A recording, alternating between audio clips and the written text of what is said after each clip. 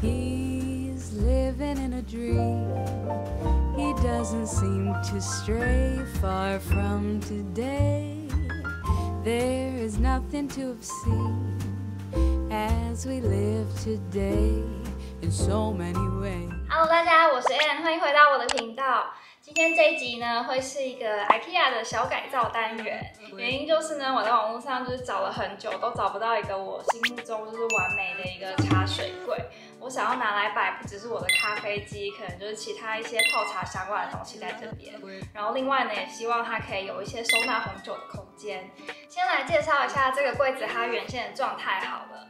那么它就是像这样子，就是4格设计的柜子，然后底下的这2格呢，它是一个这种可以打开的拉门。那中间呢，还有最上面这一块都是有一层木板来隔开。顺带一提，我那天去 IKEA 的时候，因为他们现在就是有限制店里面的人的数量不能太多，所以呢，他们在外面就是搭起了那个帐篷，让大家在排队。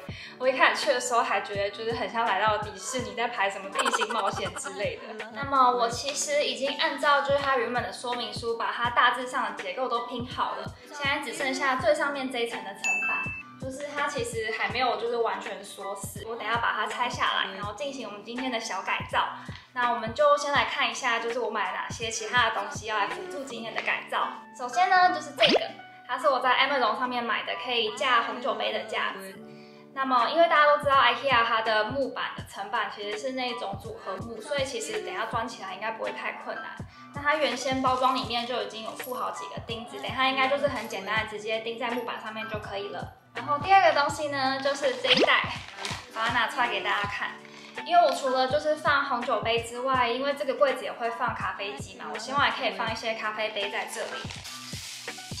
就是这个，跟刚刚那个原理一样，用钉子就是把它锁在木板上面，然后这2个挂钩呢就可以来挂我的咖啡杯了。第3样东西其实是一个已经现成组好的东西，我其实就只需要把它摆到架子上面而已，就是这个红酒架。那它一共就是看起来有3格，但是其实上面这2边还可以再放2格，所以总共可以收纳5瓶酒。那如果说你有需要的话，其实它好像也可以就是再叠一层这样子。然后我非常喜欢它，就是因为它底下这里还有2个木角的部分，我觉得它跟这整个柜子应该会还蛮搭的。等一下就是全部完成之后，再来把酒摆下去给大家看。当然就是也需要一些比较基本的工具，像是螺丝起子，还有这个是电钻，我等一下拿来钻木板用的。那我们现在就开始改造喽。我现在呢就是在用卷尺，就是确认一下最后要钻孔的位置，然后用一些笔来做记号。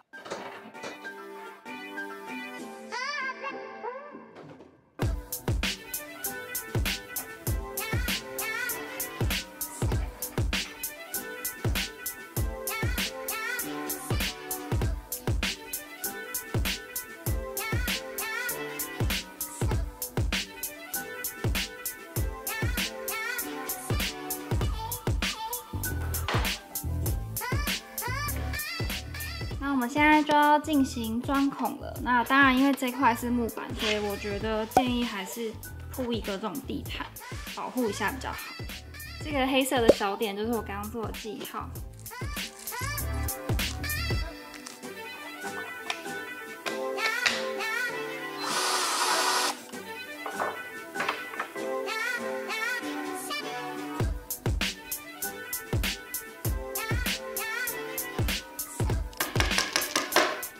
那个圆形的盖子啊，我也不太确定是不是这样用，但是我就直觉看到它给了一个这种软垫加上一个盖子，我就觉得应该是要这样子，就是挡住那个螺丝钉的部分。对，但是因为它是一个雾面黑色，但是它配的是一个这种银色的钉子，我觉得不晓得是不是真的这样用。算了，随便啊，反正我就已经这样子盖上去了。那现在就是要钉另外一边，然后要确保它对齐。我觉得下第一个钉子都是最容易的，然后第2个就是因为要对齐，所以会很麻烦。我的尺。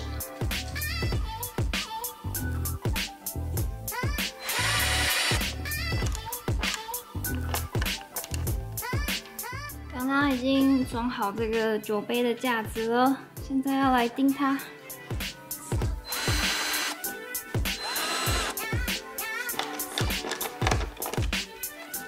那么该钉的东西已经钉完了，我现在就是跟着它说明书上面的最后几个步骤把它锁回去就好了。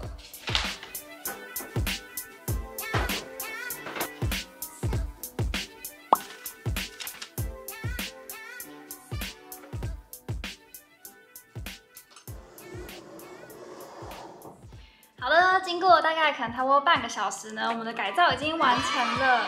其实实际上花时间应该是会更短，只是因为就是我一个人自己弄，然后还要在那边架脚架，然后就是调这些角度之类的。不然我觉得可能大概10到15分钟就可以了吧，因为就是很简单，只是锁3个螺丝上去而已。那我们现在就是把就是我原本预计就要放在上面的东西都摆上来。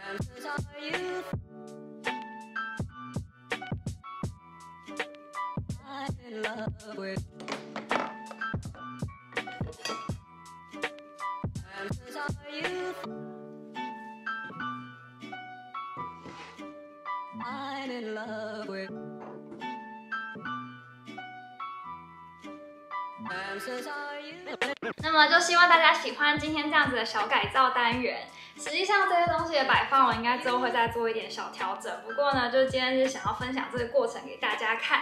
那还没有订阅我的频道的话，记得在底下按订阅。喜欢这支影片的话，记得按个赞，然后留言跟我说哦。我们就下次见喽，拜拜。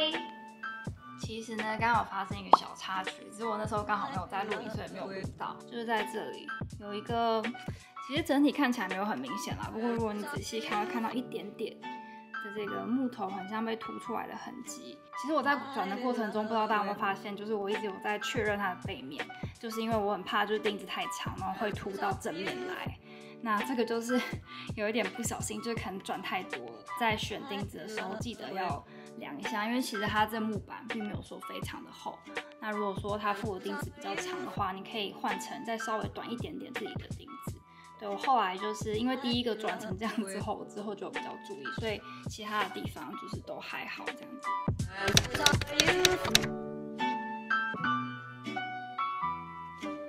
I'm in love with